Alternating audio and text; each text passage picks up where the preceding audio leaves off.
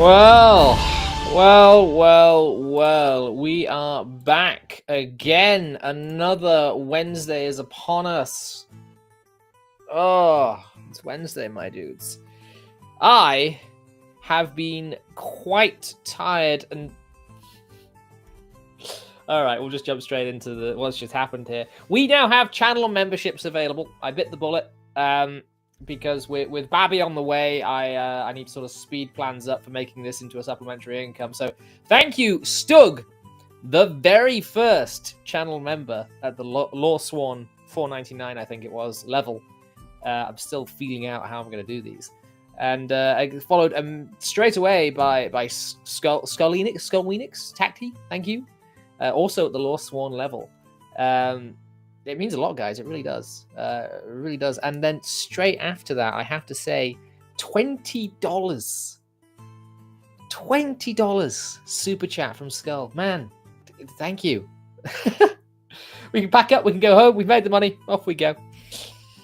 Take this as a belated gift for you and your lovely wife. Please put it towards the wall art you want or anything you two may want. She's the boss now. Trust me. My wife had our son a couple months ago. Well, I hope your newborn is doing well. So congrats. And this 20 will probably go toward stuff for the baby. So it will go to a good place. Not just a World of Warcraft subscription this time. Oh boy, I don't know where to go now. It's thrown me completely. Guys, thank you very much for the support. If you have not already, please do like and share the stream. Word of mouth is how this channel has grown so quickly over the last few months. We are closing in ever so quickly on that 1,000 subscriber mark. We are so close to that 1,000 subscriber mark, where ad revenue then starts pouring in, and maybe I can spend a little less time slaving away at my job and more time slaving away in the content mines. Right, well, I think I had other things to say about there being memberships available if you click the join button below, but I've been completely thrown by the outpouring of generosity from those two chaps, so I think we're just going to bring in someone I've not had in a while, because he's dying, slowly but surely falling apart, and that is the Brass Drake. Hi, man. How you doing? Not slowly but surely, quickly.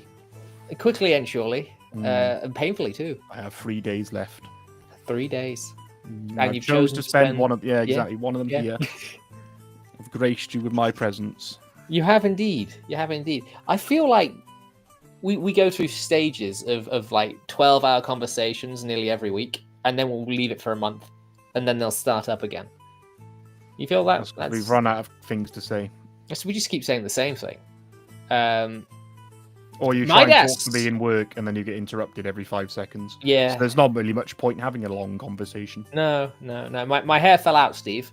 And Midas has not acquired a wife yet, but he has found a job. Good for you, mate. Oh, well done. Yeah, it's always, one step at a time. Job first. First you get the money, then you get the power. I don't even know where that's from. First you get the money, then you get the honey. Yeah, it's been hectic. We didn't actually do Tittle last week because I was just absolutely shattered. And I'll be honest, it nearly didn't happen this week. What a disaster that would have been. I know. We started strong. So we're going to have to take things down a notch. You know what? No, we'll have to bring in the best guest first. I suppose that'll be Vicky. Hi, Vicky. Hello. How you doing? I'm very well, thank you very much. Good. Thank you for having me on. No, always a pleasure. Always a pleasure. Thank you for putting up with my fireballs. Yes, we could talk about that, can't we? We can, and how you guys are wrong and ungrateful and underappreciative of your wizard companion. And how the wizard companion is one of these days going to get himself killed. Note the word himself killed. No. Look, because you guys it's always the problem causer that gets away with it. He's right. The one that stirs the shit. I don't know. There's some metaphor there I could use. Too tired. Oh boy. We just feed him to whatever creature we come across next, Brass. I mean, we could. No. We could overpower him. Fireball. You have a bear form. I have a paladin form. Aren't you Yeah. technically like a My Little Pony fan? You got your little horse form. We'll get Beacon in there too. Ooh. I mean, Well, you were the He one riding looked him. after you, Jack. I'm gonna have to Looked bring. after you. I'm gonna have to bring in the master of all evil, the foreteller of destiny, the weaver of fates himself, the boss. I mean, Dean. Yes, but anyway, Jack, so of the 5 Goblin Scouts, I've randomized it. All 5 are unfortunately attacking you. So shall we start with the first attack? I cast shield. So Oh, we get man. popcorn, don't we? Look, I want to say we haven't actually uploaded that episode yet. I think that episode is coming next for the next few days. And I do want to put it out there that if it wasn't for Endurian, we'd all be dead anyway. No, No. No. no. No. Because think about it, right? My character and Vicky's character only ended up in the situation we're in because we stopped to help Endurian. Exactly. Yeah, you did. She could have And snuck off into the wilderness as a cat. I could have there just were, carried there on were riding. hundreds and hundreds of orcs around you already. So You would have been killed. no, I wouldn't. Yeah, Have. we'd have got round them. I could have sniffed my way through them without a problem. Yeah, but that's not a fireball, is it? And cooked orc flesh, smells pretty good. Oh, no, it does not. You're not supposed to eat it. You're supposed to enjoy the fact that they're in pain. Well, the You story enjoy is inflicting what pain? the story is. On And orcs. I think Endurian's right in some respects. Holding that cave entrance with the multitude of blizzards to form an ice wall, that probably saved all your asses. But then if you hadn't met Endurian and he went off in a different direction, the orcs probably would have gone off in that direction too. Yes, Yep. yes, I'm the problem. I'm the problem. You are. One thing I haven't done yet is say hello to everyone else in chat. We've got Celeste. Hi, Celeste. Jeff from Denkar, who was actually just super chatted us, so I'll get to that in a moment.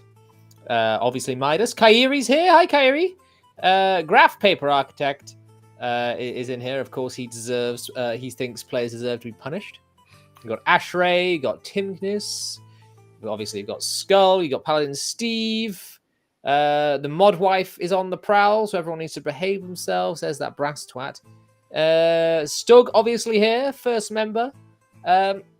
Nikita, I think that is in the Cyrillic. Or Nikki, I think. It is, yeah. Yeah. Only 'cause I just looked it up.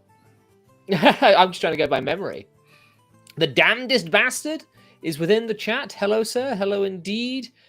No, we've got quite an active little chat today. Thank you all for being here. If you have not as of yet, please do like and share the stream. It really helps us out an awful lot. Oh, and look who comes in just as I'm saying things. Feifel sighted. She lives. I've got quite a bit of Feifel out lately. I'm going to take full credit for Feifel and Sable Sketch getting to know each other. Full credit. That was my fault. I'll take credit for that. Me. I did that. Unless it goes wrong, in which case it was Brass. Agreed. Jeffram Denkar. Sir. He's got a one-shot coming up. PCs are trying to escape a space station, falling out of orbit. That escalated quickly. Was it descending quickly? Falling out of orbit when being chased by an eldritch horror. Tell me about your best ideas for such horrors, Jack and panel. We'll start with Brass, because he's in the top left. That already sounds like a horror. Falling out of orbit with an eldritch being. I'm the worst for sci-fi. I'm not a sci-fi fan. I don't know much about aliens and things like that. So I don't know. Have some mind flayers on the ship. No, yeah, they're dumb. that'll make it better. You like Cthulhu stuff. I've seen you do Cthulhu stuff. Yeah, but in a fantasy like setting, medieval. It's a fantasy space station. Not in. I mean, you have a xenomorph on it. That'll do. To be fair, that is pretty terrifying. Yeah. Vicky? I actually really like this one. I'm going to leave all of the stuff that Dean's come out with recently for Dean. But essentially, because that was just terrific. So he can wax lyrical about that. But to me, anything eldritch is mind related. It has got to instill absolute horror in the person who's seeing it, so much so that they almost can't comprehend it. That's my view when it comes to anything sort of Cthulhu based. The whole point of it, it needs to reach into your very soul and put the fear of absolute God into you. So whether that's visual or illusion based, or it just messes with the atmosphere around you. You can have illusions, you can have walls appearing. There's so much you can do with things on a space station, with sort of portals opening, things coming through. Oh, the amount of things you could do with that. But I like anything that affects how you feel about it. It has to instill that fear. Things not appearing the way you think it is. You go through a door and it looks fine, and then you head into vacuum. Stuff like that. Stuff that absolutely, admittedly, that wouldn't be really sort of survivable. But it's cool. Some Gygaxian style traps going on here. No saving throw, dead. Yeah, you take the wrong door, now you're out in space. Reroll. Before we move on to Dean, was it just a question? Hold on. For Brass, where is it? Why just one xenomorph, Brass? Depends on the level of the party. You know, you could have multiple. You could have a really big one. You could have them all fused together. You know, that would be Eldritch, having a xenomorph made out of 20 xenomorphs crawling down the hall. That you is know, terrifying. I think having one xenomorph is scarier. Yeah, I do as well.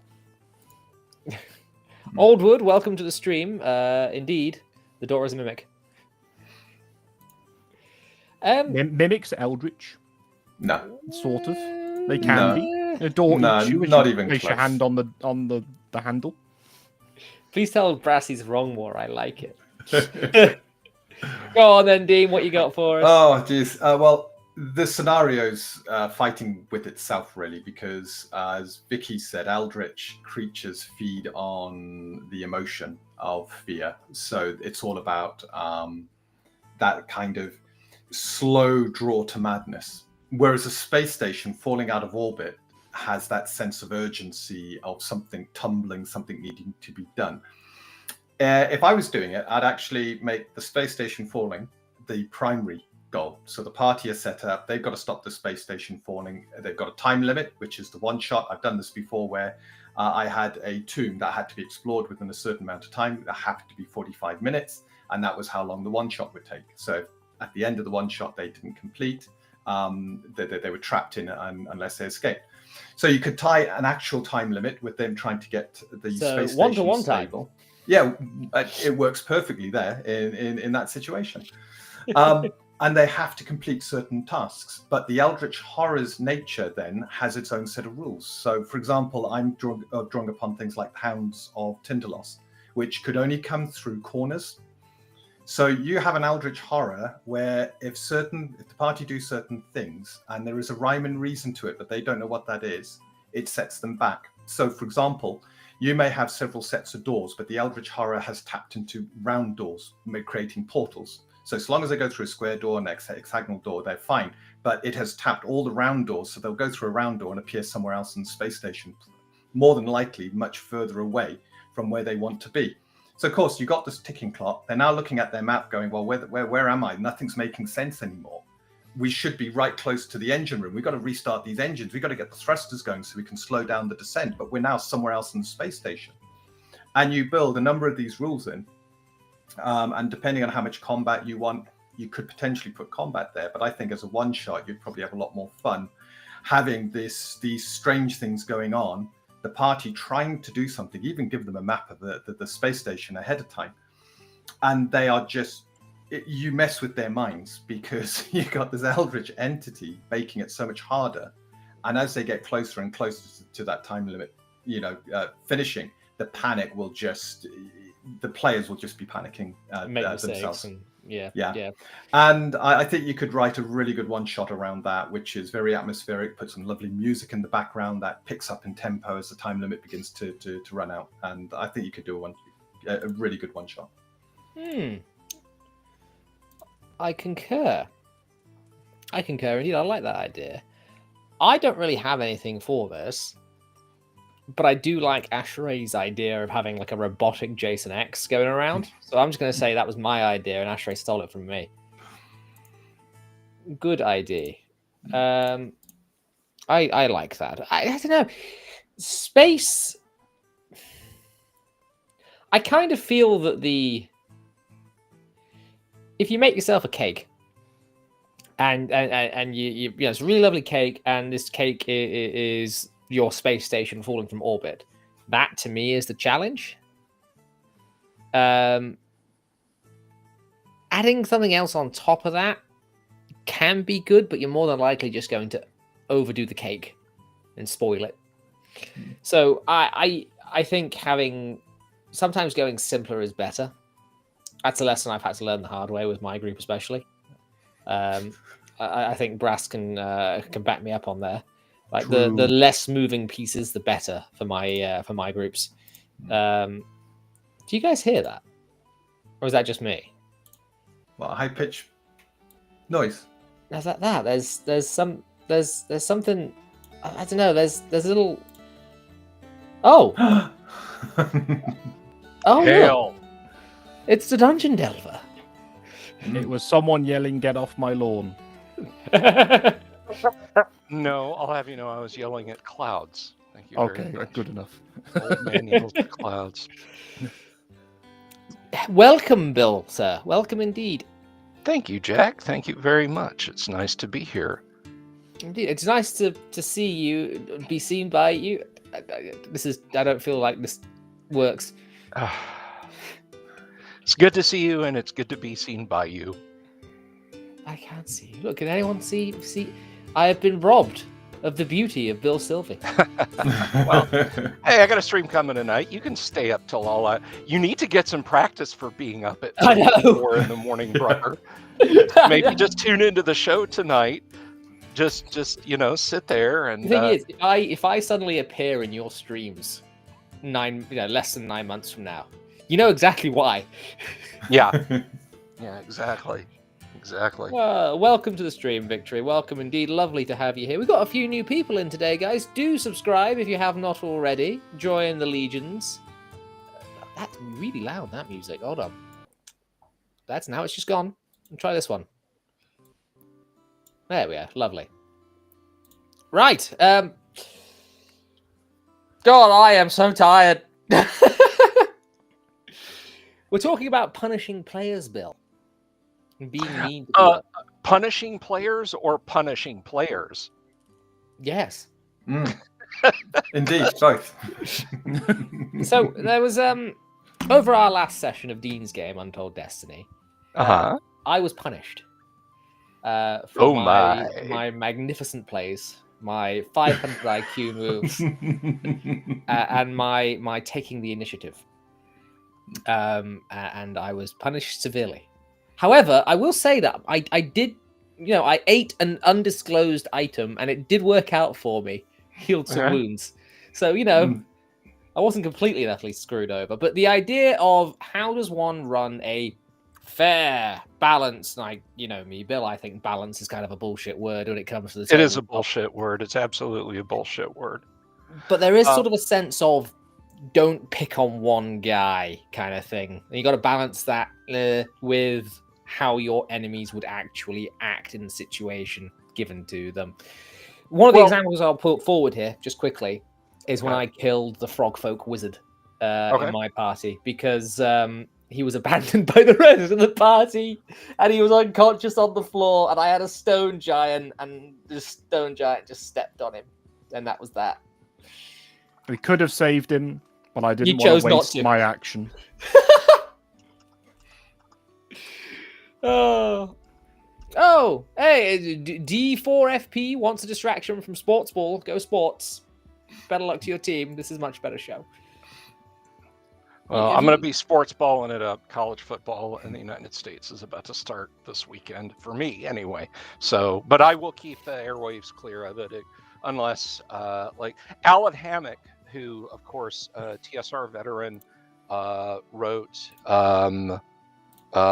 Assault on the Area of the Slave Lords, Ghost Tower of Inverness, a great many things. He was actually part of a wargaming club at the University of Alabama, and he eventually went up to work for TSR. So when I have Alan on the show, I tell the listeners, I'm like, look, you guys there's just going to be a minute here of static if you don't like football. It's just literally going to be pops and clicks because Alan and I are going to talk a little Alabama football, and then I let people off the hook and we go back to D&D. So the Venn diagram overlap is not that great, but it exists. It exists. Very small. Then again, there is you guys ever hear of Blood Bowl? Oh hell yes! Oh yeah. Yeah. Oh, Blood So Bowl, it's there. brilliant, man. I've never played. Really not my kind of thing. It is Blood Bowl, like so many gonzo cool ideas from GW, hails back to the days when they were just trying anything and everything, and it was all working. Like, that is a game. It's like you had your Warhammer Rogue Trader book, you had your metal Ultramarines and your plastic orcs, but you also had Space Hulk and Blood Bowl. Space Hulk is one thing I would like to play more of. But we're getting away from the punishing players. Punishing players being punished. I think another one example, Brass, would be the tree. I think you know what I mean. Oh, was it yeah, a devil tree? Well, Sorry. it was like a Whomping Willow in a sense, but it was just a tree, surrounded by dead ogres for absolutely no reason that's all had their bones caved in.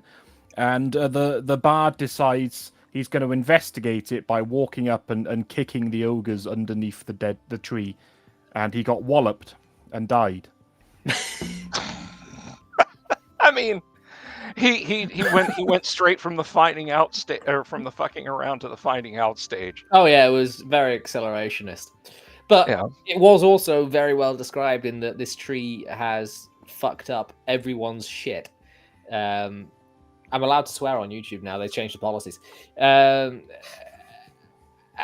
yeah, he just walked up nonchalantly and died. I'll also bring up another one so we can balance this out as well, where Jack's character got punished because there was this icicle-looking thing at the end of a corridor, just on the wall, and he rolls pretty good perception. I was like, right, if you move any closer to this thing, it will attack you. So he steps forward and lights a torch. And so I had it attack it. It nearly killed him, and he complained the whole session, saying I wasn't clear enough. I was salty. I was very salty. I've apparently missed some things. Louver Paul for $1 redo has said, apologies, I have to mute frequently because the phones are busy tonight. Jack, your hair, did you walk into the barber and say, give me the most dad haircut you know how? No. But yes. Jeff from Deck, it's funny because I got back and Vix looked at me and she said, you look like a dad. I was like, oh, thank you. Jeff from Denkar for $2 redo says, having them wake up from a stasis pod after the pod's life support systems start to fail and long after everyone else is dead on board. Would love to hear Delver's opinion on the one shot. Did you hear him give his No. It's a space station falling from orbit being attacked by an eldritch horror. Okay. And they wake up from stasis as this is happening. Sounds like a dramatic beginning. I don't think there's anything wrong with that at all. You immediately thrust them into the action and you set them up for, it's like you got to go. There's no sense of, well, let's take 20 minutes to examine the carpet because the game master said the carpet over here was slightly bleached. So I want to go and find an appropriate tool for lifting the carpet. We once had a session of 4th edition when I was in high school going for a number of years. And one of the early sessions we completely ruined because the DM started with my friend Sam. He started talking and he said, you see a door, it's slightly ajar. And without missing a beat, both myself and my other friend turned to each other and we go, we thought you said it was a door. and we were just laughing for the next 3 hours. Completely ruined the session. Sorry, Sam, if you see this. Yeah, but I mean, I just sent you a link. It's an Oglaf strip, but it is safe to display that really, that kind of thing can happen. But if I can talk about, I'm gonna sound like angry old man yelling at clouds here, but I really feel like adversarial DMing gets a bad rap. See, And this is where I can say 3, 2, 1, fight, and you and Brass can fight over this, because I think Yeah. you will be on the opposite side of the fence. So I firmly believe in adversarial DMing. And here's the reason why.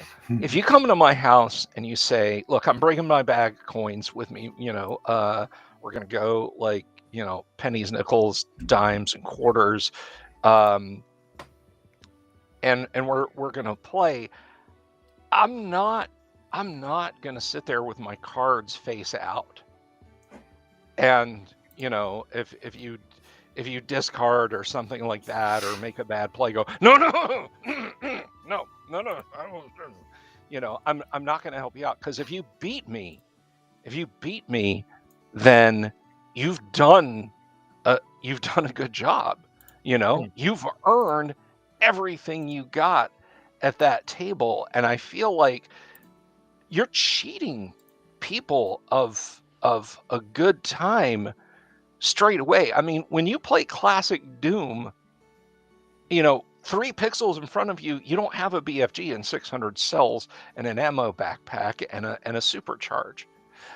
And unless you're like on the last level. I think there might be a slight disconnect. Well, let me finish. All if right. I could. You play exactly to the hilt. The world shouldn't be a custom geared place. We're all on 3rd level. Therefore, even if a dragon shows up, it won't be a very high hit dice, and it'll probably be a friendly one. No, the world is going to tick on like a massive gearwork around you, whether you and your characters want to or not. Now, as far as dumb activities, tripping, what some people might deem an adversarial DM attitude, I want to read to you. This is from the Book of Dungeon Mastering, page 28, column 1, the verse of helmets. It is assumed that an appropriate type of head armoring will be added to the suit of armor in order to allow uniform protection to the wearer. Wearing of a great helm adds the appropriate weight and restricts vision front to 60 degrees only, but it gives the head armor class 1. If a helmet is not worn, 1 blow in 6 will strike at the AC 10 head unless the opponent is intelligent, in which case 1 blow in 2 will be aimed at the AC 10 head. 1 to 6 and 1 to 3 equals a shot at the head. The fighter who wants to not wear a helm for whatever reason suddenly finds themselves getting hit in the head a lot. That's not punishing a player. That is punishing a player, or punishing a character rather. But that is the world acting as a world will. I mean, if you run out there and there's a bugbear that sees your big unarmored melon bobbing around in front of him, of course he's going to take a swing at it. Of course he's going to go for that first. And that's the kind of adversarial DMing and punishing the player, that I'm all about. If I describe, the great green devil face on the tunnel wall in the Tomb of Horrors. I crawl inside it for some reason. Yeah, I crawl inside it. Okay, did you have a backup character created? No. Fuck. Well, yeah. I always wondered why anyone's first idea would be to crawl inside. At this point, it's a meme, and I don't think anyone actually would. Yeah, anyone did. And people are like, effing Gygax, man, with that thing. it radiates evil. It radiates evil and magic. Nobody should be crawling into that thing anyway. But to get back to the crux of what I'm saying, the world out there will not reward stupidity. The Well, it world will, just with death. Yeah, the rewards will be negative. And now, if you want to talk about players who are distracting and so on, I mean, there's a It's mostly all right. So on the table stuff. But I will say, I think adversarial DMing, that is, you would consider that adversarial DMing. I don't think that's what most would consider adversarial DMing. No. I certainly wouldn't. I would be more with Brass's definition of adversarial DMing, which is a lot more negative. Of that is, you go out of your way to end the character's life, rather than allowing the character to end themselves, kind of thing. There is I think there is a disconnect. I'm trying to reclaim the phrase adversarial DMing. That would explain it. I think there's a disconnect when I say adversarial DMing. People are like, oh, so you just drop a Thessalahydra on a group of first level characters and then cackle as they die one at a time every round. And no, I mean, absolutely, unquestionably not. I don't do that. The killer DM will very quickly find himself without a table. Yeah, that's what I keep arguing. Yeah. So I don't feel like when I don't feel like that's adversarial DMing. That's just being a cockholster. When when you go out there and you DM a game and you play and you play your players as skilled opponents, and you are a skilled opponent. You've not met the majority of my players. I celebrate when my players win a fight. Whether it's the Tuesday night live stream game, now the Friday night game world is kind of memey. It's like, okay, who's gonna get irradiated, who's gonna get melted, whatever. But whether it's my Monday night private AD&D game or my Tuesday night live stream game, when the party wins, I am all about it. Maybe I put up a bit of a false front of, God damn it, you're beating my back. But I want them to win, but I want to play them absolutely to the hilt. I won't give an inch. Now, I don't do meta shit like, my players are discussing on the Discord how they're going to fight the bad guy. Suddenly the bad guy has a counter for every good idea they came up with. That's bullshit. That's something you do like at a war game, right? Like you ever hear people talking at a war game. That's not where I'm at with my mode and modus when it comes to my kind of adversarial DMing. Now, again, if the player pokes the dragon or the tree or the bats. You leave the bats out of this, all right? It was a lot of kills in a very small amount of area. I deserved that fireball. Or jumps into the great devil face. Then someone has given me some money to say something. Couple of adventurers. Players deserve less. No reason to think about them, much less punish them. I don't know. I think about my players a lot because you kind of have to do that for the game. You see, I understand the sentiment of crafting the world so that it basically runs itself, so that you're simulating the world around them. In fact, that is how I prefer to do things. My campaign previous to this one was a very very low level, very grounded campaign. The one I'm doing now is just gone haywire. They've all got loads of treasure, loads of magic items. They've killed some dragons, raided some hordes, and done loads of shit. And amazingly, the one where I have given them, or not given them, but rolled on tables and they've gotten some really good stuff, is the one where I've got the most character deaths ever. Because they're taking the risks to go after the treasure. But one of the things I'd like to say that Dungeon Delvers mentioned is the fact that as a player, so if I look at this from a player perspective, I want to be challenged. want the DM to make it easy for me, and and that's what I think is important, because then you have that sense of accomplishment. So Thank you. so what you're saying is absolutely right. If you feel like it was walkover for the wrong reasons, but if you do something and it's successful because you thought about something clever, it feels much better. And I think it's the GM's responsibility to set that sort of atmosphere where you can try things and you can be successful, but on your own merit.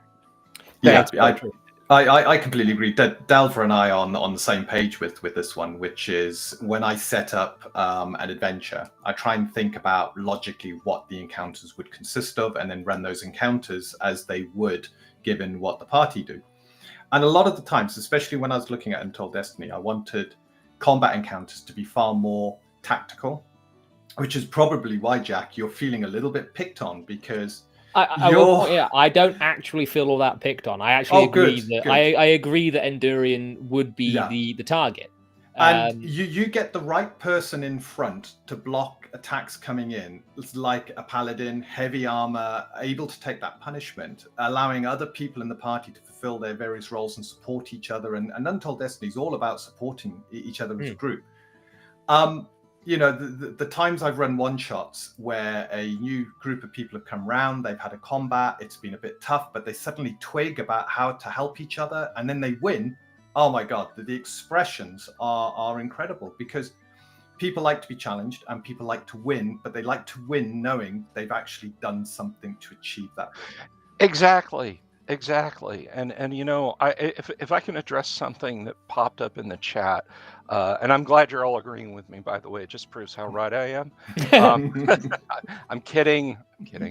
But if I could have just addressed something in the chat, somebody said, who was this? I don't have my old man glasses on. Give me a second. Ashray said, you lost me, Delver. How I view the game, as long as all involved are having fun, then all have won. The implication that we're not having fun if we're doing this, I think, is perhaps a little wrong-headed.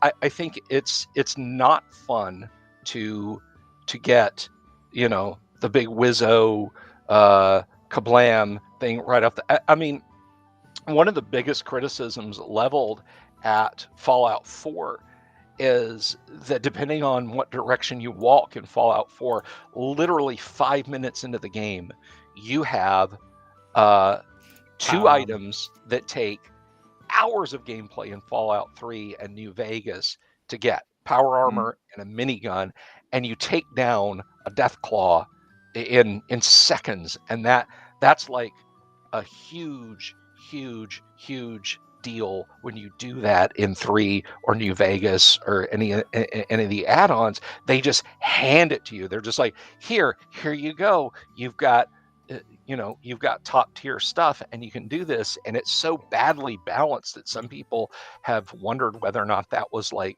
made for a press demo and it accidentally got left in. There's a similar relational thing to that I want to bring up, and this is something that I think Brass will appreciate. Artifacts, Brass. There's delayed gratification is what you're talking about, Delver, but in terms of the specialness of something, the specialness of a reward, artifacts in Legion, Brass, in World of Warcraft. Yeah, those artifacts, okay. Where all of a sudden, everyone has Ashbringer, everyone has a branch of the World Tree, everyone has blah, blah, blah, blah, and it's just no longer special. Now, you recently got your own artifact in my campaign, your Violet Dawn, your sword, your +3 holy sword, not quite an Avenger, +2 actually, don't lie. +2, sorry. And it's not an artifact, it's very rare. I was thinking of the 3, the extra D6 it does to undead. But what I'm saying is you now have an incredibly powerful weapon, but it has taken us, what, a year and a half, nearly 2 years to get to the point where you have gone round saving the day, creating your own kingdom around Dragonspear.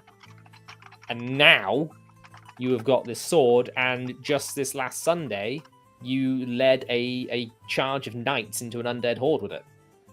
I did, and it's pretty cool. No one else understood anything that was going on in that entire session.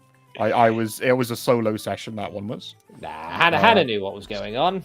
In fact, she came to me afterward, and she's in the other room, so she can come and slap me if I'm not supposed to be saying this.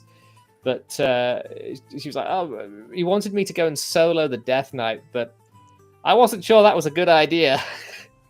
Look, if it was a regular Death Knight, we would probably solo that thing. Probably. Like, you know, I've run Death Knights before, and I'm thinking like, yeah, level 10, you probably could.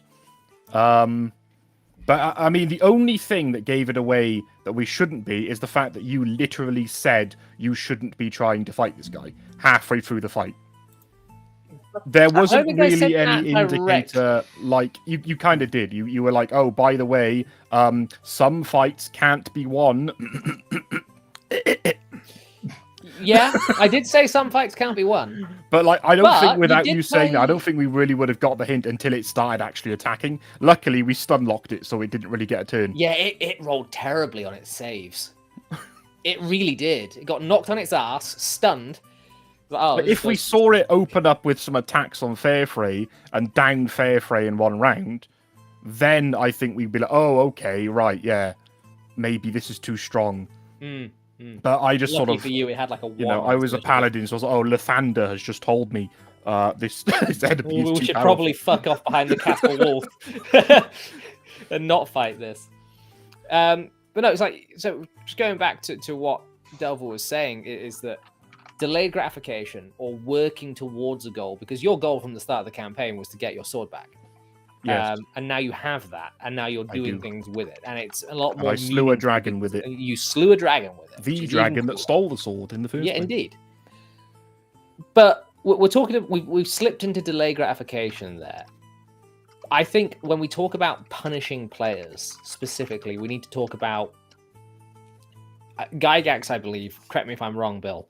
I will. That said, do not kill your players' characters. Give them enough rope with which to hang themselves. Essentially, I mean, yeah. That's here's a little secret. I'm going to let people who've never DM'd, particularly if you've never DM'd classic D&D, which I mean OD&D, AD&D, etc. The trick is not killing players. That's easy. I can absolutely, unquestionably drop the Tarrasque on your first level party. You roll up new characters and I do it again. You roll up new characters, I do it again and again and again, and I do it until you get mad and leave my table. That's not the hard part of DMing. The hard part is keeping you stupid, silly fuckers alive. You're not wrong. Yeah. You're really not wrong. The hard part is you know, putting something in, you know, there's a black void on the wall. It painted in common, orcish, elven, halfling, all of your alignment languages. It says, do not enter, do not touch. All right, we're going to form single file, our standard single file marching order, and we're going to go right in. And you're just like, fuck. You know, the hard part is keeping dumb players alive, because you guys will willingly, absolutely, unquestionably do stuff to get yourselves killed. With that said, I'm not, capital N-O-T, not going to put up an OSHA official safety rail on the bridge of Khazad-dûm. Yeah, with hazard tape and rotating warning lights. It says on the tin, Dungeons and Dragons, not safety compliant underground areas and fully domesticated garden lizards. It is easy for me to off any number of characters. It is difficult for me to stop you guys from offing yourselves. All I have to do is give you enough rope, and you will do the rest as characters in a game. And I've got an exact example of that. Oh, I can't wait. Before we get to your exact example, let me just go ahead and say, guys, we're coming up on the hour. If you have not yet liked and shared the stream, please do so. Here is the leaderboard for the crown at present. We've got Skull in the lead with 1,075 XP, followed by Savo, Fifel, and then there's Tim afterwards, GPA, and the mod wife in 4th and 5th. So please do get chatting down there. Get yourself some XP. Fight for the crown. What he's actually suggesting is just start throwing money at him, because that's the number one slot. This is Anyway, pay Vicky, to win. what were you saying? We were headed once into this strange place called Undermountain, and again, I do believe this was AD&D, it was 2nd ed, and we're going along a corridor, and we had, do not go beyond this point, and we had this about 5 times. Then we got to the end, and there was a room. And in the room was a lever, and it said, whatever you do, do not pull this lever. Now, a certain member of the party went up and pulled the lever about 5 times. By the time he'd finished with this lever, my character was basically almost naked, as most of my items had basically been absolutely fried. It's the kind of game I run. Yeah. Yeah, it was basically, it was like every Hopefully this single wasn't item. script D&D. No, luckily not. And it was every roll I failed, and the person who pulled the lever didn't fail 1 roll. This is exactly what Brass was saying earlier on. It's not the person that everyone. starts the shit that gets punished. It's the people around them. I do need to quickly pause. Bill? Yes. You softy. You look at this. $10 dues. Formula diapers, Aquaphor. Don't know what that one is. Chocolate and wine for mom. No. Aquaphor is it's rash cream. You're gonna find out what Aquaphor is. You're gonna find out, brother. You're gonna find a tube of that in about 15 years, sitting in the back of the closet. You're gonna laugh. You're gonna think about it before you chuck it out. Trust me, you're gonna know. You're gonna know. All right, Vix, you make sure that's what that gets spent on, young lady. Oh, Nikki, go ahead. Go to sleep. Go to sleep. Tiredness is bad. Do the sleep. I'm tired myself, but here I am. Why does so many Dungeons and Dragons traps back in the day end up with either gender swapping or character being nude? I have no idea. Because it was I blame the funny. GM. Because it was funny. Yeah, it was funny. Oh boy. Well, my opinion, because I haven't given it, is, I mean, first of all, I'm glad, Dungeon Delver, that you have clarified that adversarial DMing does not mean specifically trying to kill your players, because I've had rants about this before, saying, like, why would anyone support that? Because any DM, you're basically God if you're DM, and so any DM can kill their player characters. Like, and I want to emphasize, you will go to jail if you try and kill your players. Oh yeah, I always say kill the players. Yeah, I mean sometimes I do have it depends on the game. Don't I have a video with both of you two, and I think actually 3 of you apart from Vicky are in it, which is entitled "Kill Your Players" (characters). Yeah, I mean sometimes. Anyway, I like to look at it from the From Software standpoint of things, where the game is you should design it to be beatable. You should never be like, I'm going to throw some monsters or traps or puzzles or whatever at my player characters that I know they cannot handle. Same thing with, you shouldn't throw monsters that are specifically designed to counter all of your players all the time. So every now and then, sure. No. Let me stop you. Something that that people have failed to do for almost 50 years, and this is the absolute center of people's misunderstanding. You talk about, I shouldn't throw. You absolutely should throw stuff they can't beat, because in the player's handbook, page 109, there is a huge paragraph, and yes, I'm going to read it out. Avoid unnecessary encounters. This advice means the difference between success and failure when it is followed intelligently. Your party has an objective, and wandering monsters are something that stand between them and it. The easiest way to overcome such difficulties is to avoid the interposing or trailing creatures if at all possible. Now, it's talking about wandering monsters, but it's fixed encounters too. Hey, there's a black dragon in a cave. that is right up the corridor. Okay, we have a thief with a ring of invisibility and boots of elven kind. Let's just walk through the cave anyway. Oh, Bill, you killed us all. A black dragon at this level. Well, to be What I fair to mean, Brass, look, because he what I has mean by actually that- put things in front of us we can't beat and expected us to get around. if you have the ability to avoid the encounter, I class that as something that you can at least you can avoid it.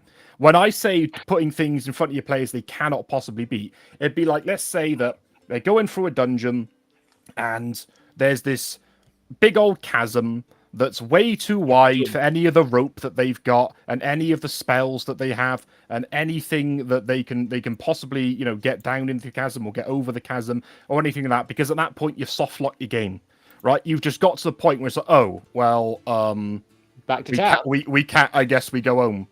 So, like, that's the sort of thing I'm on about. Like, in terms of, like, you know, a black dragon lurking around, for, you know, your level 1 players are going through a dungeon and there's an ancient black dragon in there, yes, give them fair warning that it's there. You know, the quake of its steps or something like that, or you know, telltale signs of, you know, acid melted corpses and things. What I mean is you shouldn't just have a group of level 1 characters walking through the wilderness, yada-da, hooray, we just killed some goblins, yippee, here's the Tarrasque. Which is what you said before, you know, like... Sure. Yeah.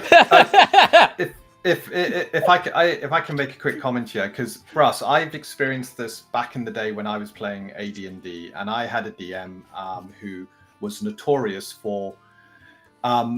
we were doing, I think it was... Return of the Slave Lords adventure module, and we got to a point in it where we were battered, we were bruised, we were out of spell slots, and we were saying, right, we're going to rest. And the DM turned around and said, you cannot rest. And we're like, well, why can't we? We've got no resources. And we went where we felt was safe. We tried to rest as a party to make sure we could continue the challenge. And he just threw a bunch of monsters at us. You know, oh, you wake up, you got all these, and we felt as players at that point we couldn't retreat, we couldn't go forward because we knew there were a lot more, you know, really difficult encounters ahead. And when we tried to rest, remedy that, and give us the ability to take on what was happening, it felt like we were being punished. And I think, Russ, that's kind of what you're talking about, where no matter as a player, you don't feel you've got any options. You feel you've been put into a corner unfairly. If it was something you had done, you know, so for example, fireballing a cave full of bats, awakening some other bats, and then they attack. Look, it was a lot of kills in a very small area. You tell me XP doesn't work like that. Look, I saw bats. They were awake, and there was. To be fair, you got a tick of XP because I thought that was incredible role play. It's the same as I described at one point at the start of the game. I described childish laughter, and Endurian ran. Jack moved his token and just ran. Like, nope. What? No, nope.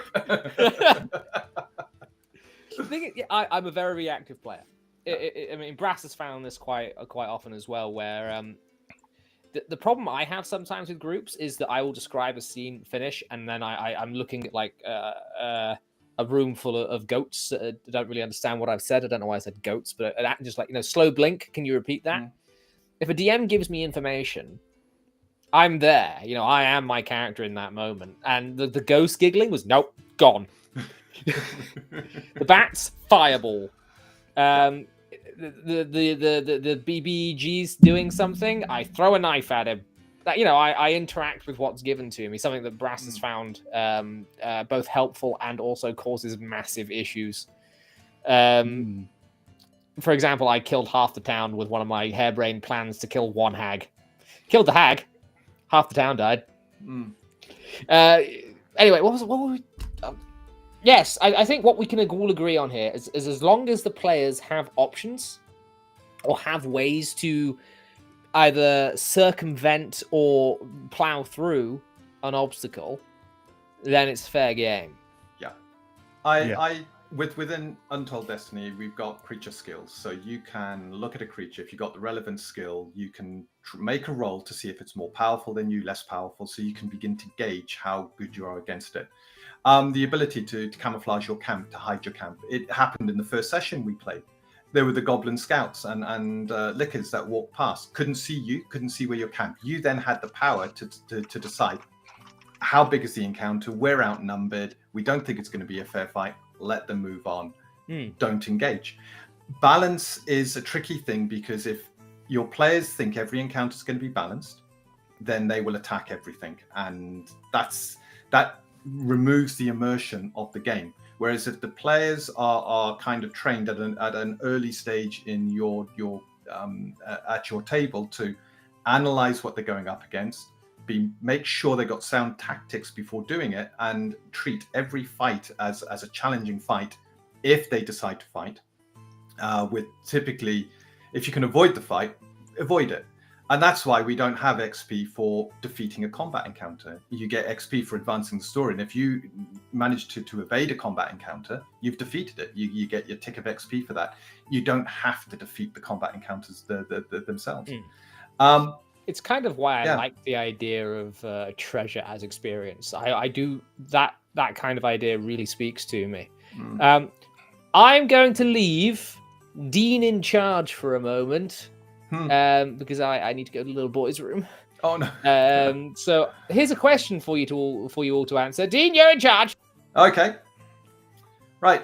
Do you guys have favorite monsters to punish your players? Brass, shall we start with you? What's your favorite monster? Do I mention mind flayers now that Jack's not here? Because I do find them quite funny. Now he's escaped, can't you? Yeah. I don't really use specific monsters to punish my players, I don't think. It's just whatever I have in the dungeon at the time. If the players are dumb, oh, here it comes. It's heard you, and it's come crawling down the hall. But no, I think anything with a big AoE damaging effect, like a dragon breath or something along those lines. Yeah. Vicky? Well, as I don't GM that often, I tend to, when I have done, I do like using sort of things that people don't like. So I like to verge towards, sort of snake-like creatures, spider-like creatures, mainly because for me, being a relatively new GM, I find it easier to describe, and that helps me relax into GMing. So that's my tip for new GMs. Use things that you feel you can describe, and that helps you get into the mode. So yeah, I tend to go down the spiders route. Do like a good spider. That's a good one. Bill, do you have a favorite monster to punish your players? It's almost entirely situational. I don't really have a go-to. I found a lot of at least in AD&D, a lot of the quote-unquote favorites are glass cannons. I've used beholders on my Monday night campaign multiple times, and maybe I'm not running them right, but they were never that big of a threat. I mean, the party just backed off and hit the thing with so many spells that it just like, okay. But if the characters are on the finding out part of the graph, they're whatever it is, it's not one.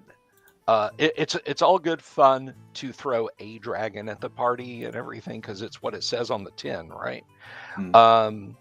But I find that overwhelming the party with just like, let's throw 200 giant rats at them. Ninth level fighter, you're taking 12 attacks a round. I'm going to get you. It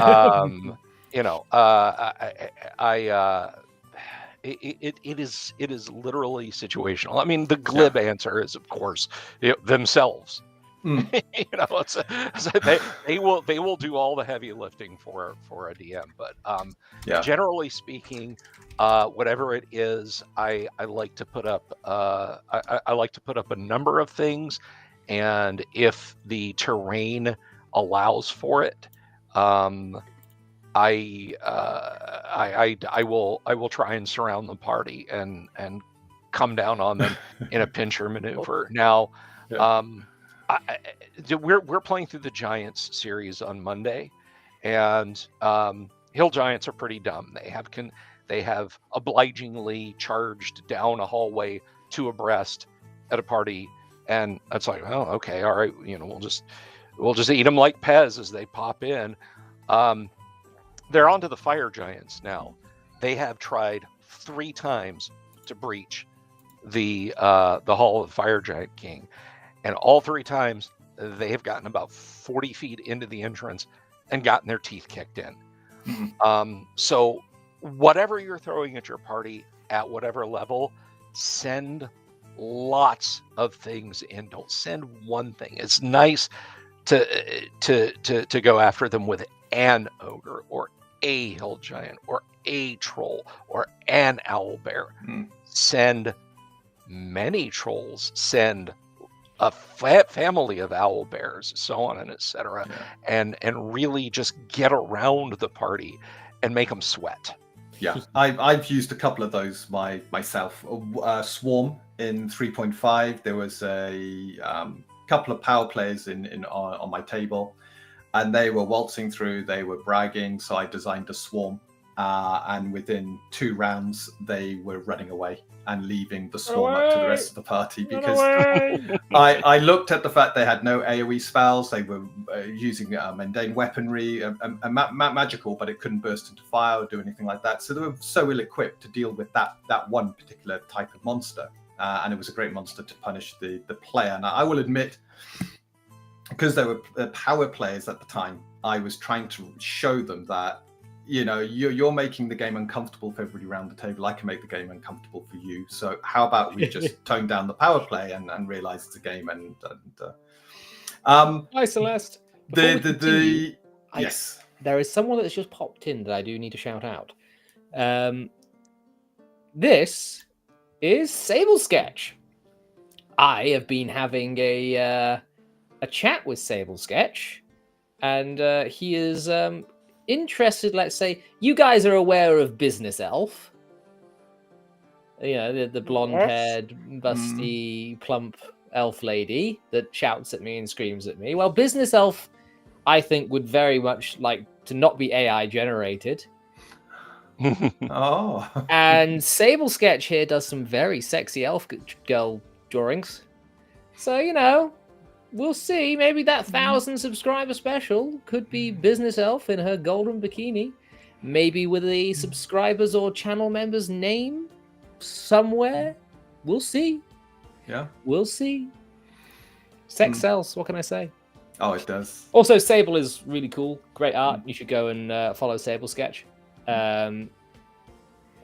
Yes, so punishing monsters, Jack. To get back to punishing monsters, the party fighting themselves. There's a hall in Undermountain which has mirrors of life. I'm trying to think what they're called. Mirrors of opposition, and that I think was one of the best encounters because it happened soon after they'd activated this disintegration room, lost a load of their treasures, and they go blundering into this hall and removing blankets from mirrors and having to fight themselves. See, when I punish my players, I don't usually do it immediately. I do it over the course of the campaign by introducing certain ridiculously powerful monsters that are overtuned for the party. Sometimes those come in the form of a Lovecraftian deity. Nearly died one of those with a music box. Greater. Oh yeah, I had Nyarlathotep in my first campaign, who was just this old man with a music box, and these like drakes around him that were sleeping whenever the music was playing. I tried to steal music box. At one point, the party did come very close to attacking the guy, and that would have been that would have been the end. It would have been the end of the campaign. And so I do sneak things in like that. I it's not a punishment; it's bait.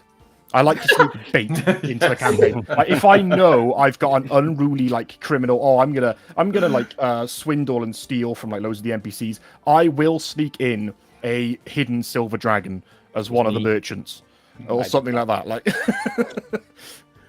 eventually they will find out.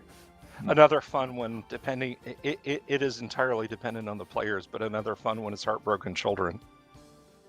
You want to do a needle scratch moment. Have kids be disappointed in the party.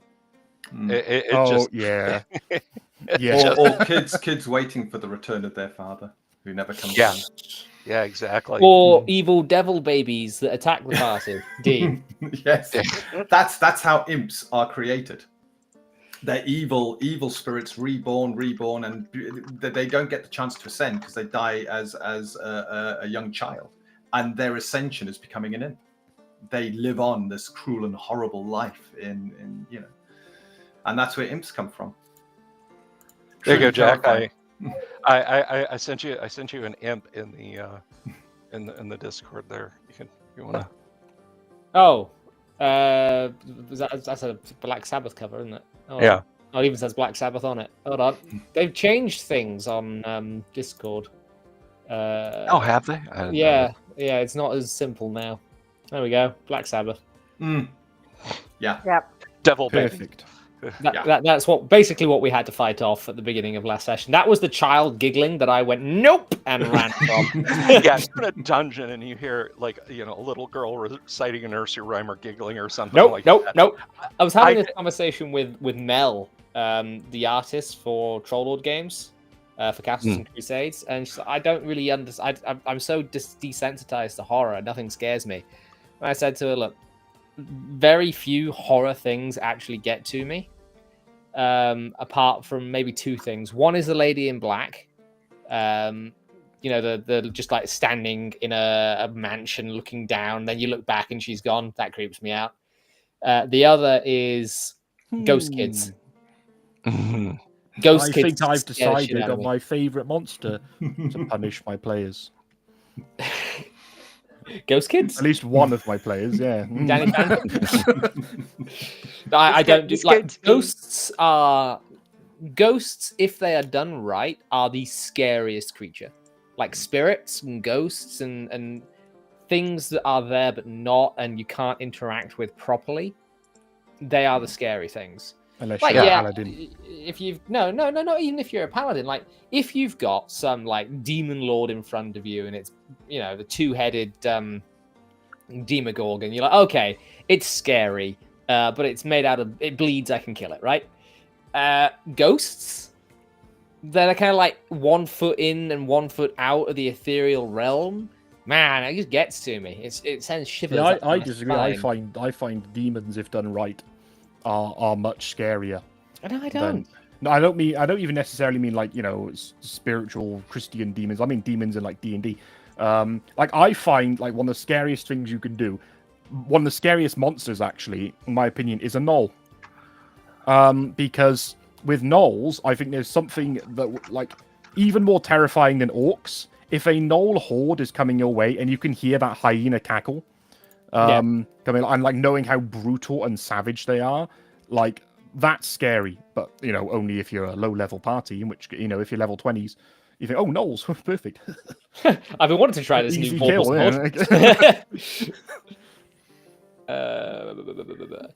Hey Jack, Hello. I'm gonna have to dip. I've got a little thing I got to take care of No here. worries, man. Thanks for coming. It's been nice having you. Thanks for having me on. It was lovely chatting with you all. Yeah, cheers, Bill. Everyone. Take Good care. boy. You guys have a lovely evening. We shall. You too. Have a good one. Good boy. Is he gone? Oh, thank Christ, he's gone. I hate that guy. Oh, shit. I'm kidding. I'm kidding. I love Bill. He's a beautiful, beautiful man. Especially because he gave me $10 to say that. Yeah, ghost kids. Don't do ghost kids. I get what you're saying, Brass. Like in universe, like the laughing horde of gnolls coming over the knoll, would be utterly terrifying. But I don't know. There is just something about ghosts or echoes of people that have moved on. Maybe it's because I've had experiences of them in real life. You know what I think it is, because I'm not as supernatural believing and whatever, superstitious.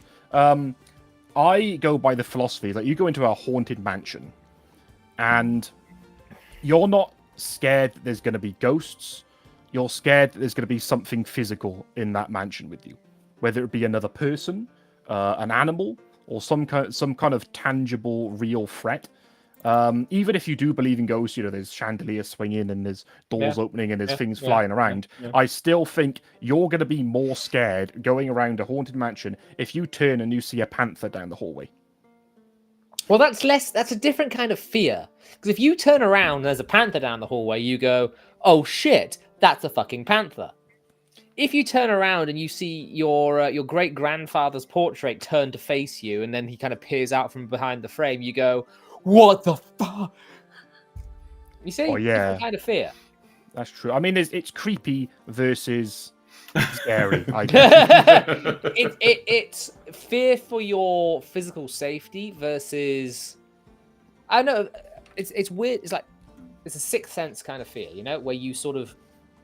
There is a part of you that knows that something should not be possible, and yet your eyes are delivering information to your brain, which your brain is rejecting. That's kind of how I think the ghost comes around, and maybe that's why it ages you. But I Liverpool. Are we glossing over the fact that Jack has seen a ghost? Finish the fucking story. I've seen many ghosts. It's not an irregular occurrence. But it's like I think ghosts are a different layer of creepy. Not level, but layer. Like if you have layers of reality, like you've got the physical threat of reality, which is the panther, and then you've got a spiritual threat of reality, which is the ghost. Am I making sense, or am I just rambling? Yeah. I mean, I think the problem is putting it into D&D perspective as well. Because you can scare your players with creepy ambient music and ooh, there's things moving and all this type of thing. But at the end of the day, it will, especially if they're lower level, like I said, it'll probably frighten them enough to be like, oh shit, my character's in danger here. Oh no, if I go in there, I'm going to die. Stuff like that. But I feel like real life ghosts, maybe some people feel like a ghost's gonna kill them, but I feel like most people go ghost hunting and they're like, it's like jump scares. It's also the fact that you can fight off a panther theoretically. I know you can't, but it's physical. You can't fight a ghost. Also, bloody hell, hacking fate. Bloody hell. Oh, this is Marinus. This is the grandest champion coming in to snatch the crown and more wizard reputation now that Bill has abandoned us. He's just jumped over from Rumble to get himself that top spot. The only question is, Marinus, did it actually work? Are you... No, you're still number 2. Oh, you tried, man. Oh. You tried. Skull remains number 1. Well fought, sir. Thank you very much for the $20 dues. Man, whoever came up with the crown system in YouTube was an absolute corporate mastermind. Oh yeah, genius idea. It's like whoever invented the lottery. So you can scare your players without even revealing the creature, and it doesn't need to be a ghost. You look at that one laughter that I described as a child's laughter was enough to get you on edge, Jack. Recently, that's my one weakness. Yeah, recently in Business Unusual, they're wandering through this forest. This forest is deeply oppressive to them. They've already encountered strange plant creatures. They're getting lost. They're getting turned around. They decided not to find somewhere to camp, but to try and get to their destination during the night. And they then feel something in the ground. The ground's vibrating, everything. The stomach is kind of it's like horrific. this sound. Dean, I'm Yeah. sorry. I am sorry to stop you, but That's bloody hell. Marinus! Oh my God. Oh, I hope he's got number 1 spot with that. He's bound to. Marinus, I appreciate the donation, but come on, man.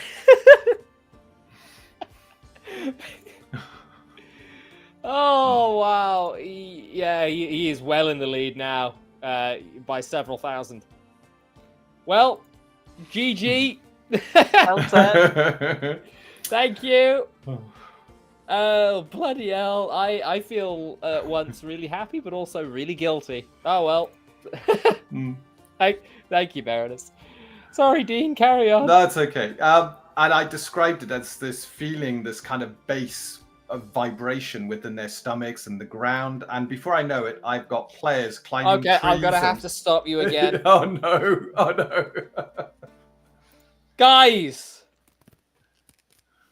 start splitting this evenly amongst the panel. Guys, you need to stop. Now that Bill's gone. Oh, Oh, that's so sweet. that is. Thank you. Oh, thank you very much, Skull. I appreciate I that. think- I think however I should be calling you. Jack and Vix will have the most pampered baby. Yes, yeah. Well, I did say I'm doing this for the kiddo. Yeah. You know what? This has just bought the kiddo his first RPG. It will be Untold Destiny. There we go. Oh, thank you. Yeah. I better Look at finish that. writing it. You've got Oh, a few God. months left, you're fine. Yeah. It's so yes, they were up in trees, they were hiding, the two rogues had gone invisible as fast as they could, and I described then what effectively was a Zorn rising out of the ground. Not one of them dared to attack the creature. So yeah, there's so many ways you can Oh, for God's sake, dude!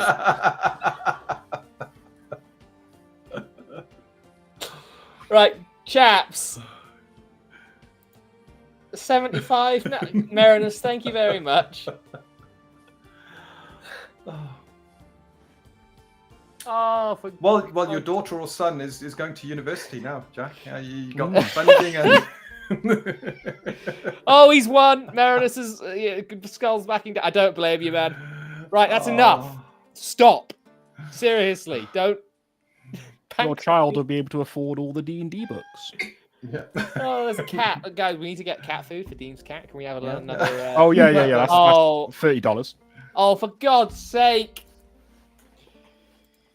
Liverpool, $51 dues. And Yes. Lily, there we go, Lily. Say hello to everybody donating Hello, money Lily. to Jack. So that's another $51 dues from Lou. Stug comes in with $10 dues. I'm here too. Chaps, I appreciate this an awful lot. Thank you. But calm down. It's a fake crown. Okay, Dean. Try finish your story. That was pretty much it, which is I don't even remember what you were can talking about. scare a group of players without even revealing the monster by describing aspects of what their characters are feeling. They fill in the blanks, their imagination goes wild, and by the time the creature appears, no one's willing to fight it. Oh. Yeah. It was I mean, truly yeah. terrifying. And everybody else left our poor horse in the middle of the road. But I managed to get him to safety. Well, Yeah. at least it wasn't like, Napoleon's death, Brass. True. I mean, like that was his own fault. He decided Honestly, to buy he a couldn't have horse. seen it coming. I mean, I literally had a bandit ambush planned for the group, and on that session before they left town, one of the players decides to spend 75 gold, which was a lot at the time for their level, on a horse and named it and everything, and got a carriage, and as the minute he left the town, they got firebombed. And the horse died. Napoleon, we called that horse. And But then anyway, we bought in a terms yak of- and we called it Napoleon II. In terms of what Dean was saying, Jack did a pretty good job with this when he used one of, I think, Ryan David's monsters, the Cronin Bear. Was it Ryan David that made that up, or was it? I don't know. Yeah, it was one of his monsters, but it was Grim Jim's stat block for it. Yeah, but because I mean, there was a little bit of meta knowledge, which kind of made us more hesitant at the same time, because we knew that it was designed by someone who likes older editions and more brutal monsters and all that type of thing. So we thought, I bet there's going to be some bullshit, and there was, but we never discovered the bullshit. Because luckily I didn't hit him. It was like, if you hit him too hard, you die. It was like I hit him like 2 less damage than what I needed to. But because Jack did a very good job building up this monster, it was like we went into it as tactically as we could. I sent my nightmare horse at him to like test the grounds. It got one shot. We tried to lure it into the Death Knight, which we're now fighting. We thought, well, maybe we could just have them kill each other by luring it, and then it was just chasing us across the country. So we just led it into our castle instead. Metagaming is a great way of getting players to react the way that you would think their characters would react. because as the player starts to make judgments, they translate that into their characters. I think good DMing is knowing how to use that metagaming to create the atmosphere around your table. And sometimes you can just have that little bit of metagaming in there, just a discussion, some bit of information. Oh yeah, these creatures typically, their gaze will kill you. And then you start describing the creatures a few sessions later, and the players bring that conversation back, and immediately they're acting in the appropriate way. I know and maybe this is a conversation we have for a different title, but metagaming, is it as bad as people say it is? You know me. I open roll my dice. You see what I get. Well, we open roll as well on most things, but it's also you use metagaming as a narrative device. At the beginning of sessions. I do. I think it's more. It's only bad if it's specifically the players going out of their way to metagame to get an advantage for stuff that the DM has not given them, like information and stuff like that. So, for example, I mean, okay, once you play D&D enough, you know what a red dragon can do, right? You know what a beholder can do, and it's going to be impossible to not metagame that. But who was it? There was some YouTuber that was talking about metagaming, and he talked about how his players knew in person that trolls had a weakness to fire, but they didn't know that in character. You telling me about and they went out of their way to not use fire. And I thought that in itself is metagaming, because why would your players not use fire? Like, and they're saying, well, it's because they didn't know it had a fire weakness. It's like, but you have a wizard with a fireball. So why would you not use the fireball? and you're also talking about such an iconic creature. And when I've had experienced players come up against a troll and they go, well, would we know about fire? And I say, yeah, it's legends. You've been to taverns. You've seen adventurers who fought these. You talk to people. It's probably such common knowledge that fire and trolls... that's another thing. Like, how much would your character reasonably know? Well... I when I first played D&D, it was a 3.5 game with some people in Oxford, and I got punished for supposed metagaming because we were in a dark Mines of Moria-like cave, and we knew that there were goblins everywhere, and we could hear them running around in the dark, and there was an unlit brazier next to me, and I said, well, I'm going to light the brazier. And then, why would you do that? And I was like, well, because we can't see anything in here. And they're like, yeah, but then the goblins will see us easier. And I'm like, well, I'm assuming they have dark vision because they're running around in the dark without a light source. And the DM goes, you don't know that. Let's move on. That was my first ever experience of D&D. And I just thought, to this day, I sit there thinking, like, what I don't get it. You see, if I've got a player that I think is unfairly metagaming, in other words, they're reading up on creatures and then applying that knowledge in a way that is unfair to the situation, very rare creature they've got no knowledge of, and then, because they've read the monster manual and they use that, I'll alter the creature. I will change what its vulnerability is, I'll change what its power is, so that if they metagame, they actually get punished for being for metagaming, which brings us nicely back round to what we're talking about, punishing players. Indeed. Speaking of, it's whenever we need to let Dean talk more, because whenever Dean talks, people try and interrupt him with super chats. And this Stug for $5 redos, thank you very much, Stug, has actually said exactly what we've just been saying, in that there are monsters that are going to be famous enough that your character would reasonably have a level of knowledge. That's like old wives' tales are your level of knowledge for this. It's at this point I'm going to ask you, Dean, to just poke your head out your door and make sure Vicky's still alive. Is she all right? Yeah, she's actually gone very quiet. Oh, there we go. You're right over there, Vicky. I'm all right over here. You tired? No, I'm a night owl. Me too. She has driven for 5 hours today, so I made him stop off so I could go see a castle. That was good. I enjoyed those pictures. I like castles. Which castle was that? So that was was not Was it Lampeter? It was it the other one? It's Lampeter Castle. Yeah. And basically, it was one of the castles that Owen. It was all linked to Glyndŵr, and there was actually a prince who wouldn't give up where Glyndŵr was hiding to the English, and he actually got executed in the actual market square there. and that's the big statue they've got. Well, yeah, you should have told us where he was hiding. Mhm. Yeah, it's like it just chops him up. Mean people. I am going to slightly Might have been Clandovry, actually, yeah. slightly Yeah, start bringing Clandovry us was it. to Yeah. a close. But as I do, I want to, and again, this is enough for the super chat for tonight. We're going to end here.